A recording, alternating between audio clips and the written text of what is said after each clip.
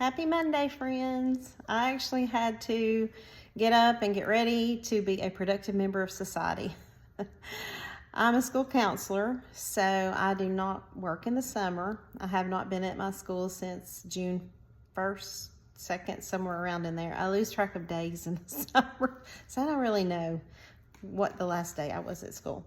But I had to go over for a meeting today, and it was just for a couple of hours. My actual first official day is Friday, so it's coming up soon.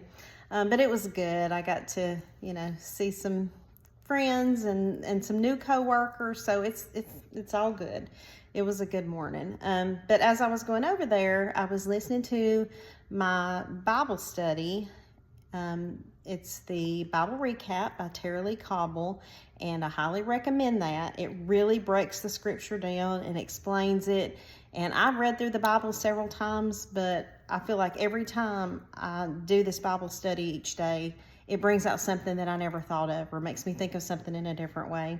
So I want to share just a little bit about what I was reading today. It's Deuteronomy 8, 9, and 10, and just the backstory on Deuteronomy. It's Moses talking to the second generation of the children of Israel, because that first generation, we know the story, they were very stubborn and hard-hearted, and they wouldn't listen to God, and they complained, they did all the things that we do, and they were not able to go into the promised land. That was the punishment, the consequence for their disobedience to God.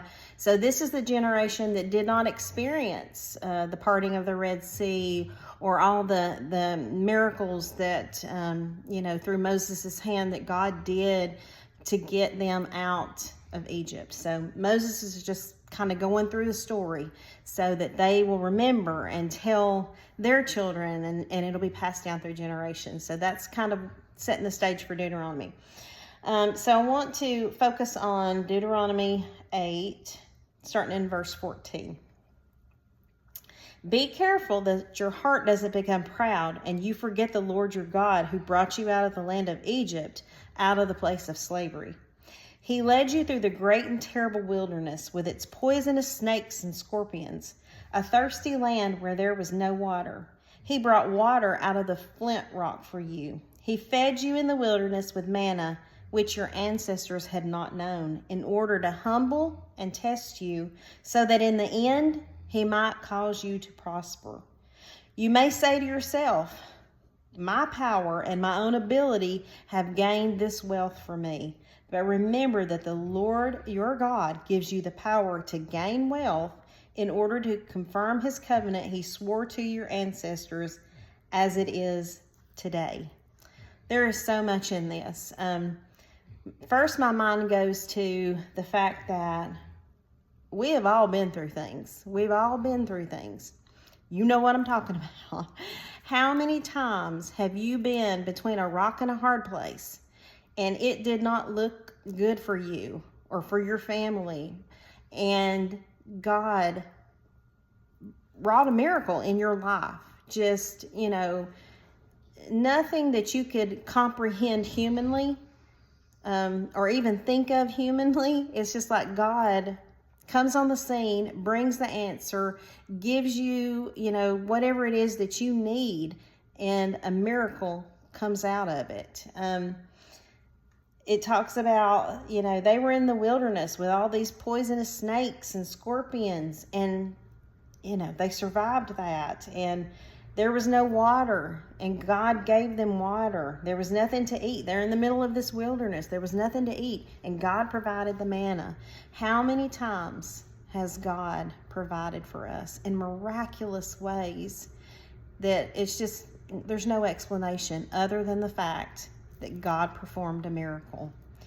And then also, it says, remember that the Lord your God provides these things for you. Don't ever think that it's in your own ability or that you did something special. God gives us all different kinds of gifts and talents, but they're from God. Whatever ability that you have, it's God-given.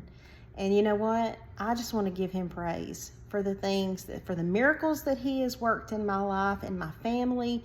I could tell you all kinds of things that God has done for me, and I'm sure you can too. And those are the things in the past. I'm expecting those things to continue. I'm expecting to still see the hand of God in my life, in my family's life, in my church family, in my co-workers' lives, because He's just faithful like that. He wants to give us those miracles and those good gifts. And I want to remind myself and you to always give Him the praise for those things, because it is not in our power. It's not in our ability. It's all Him. Thanks for listening, and I hope you have a wonderful day. Bye.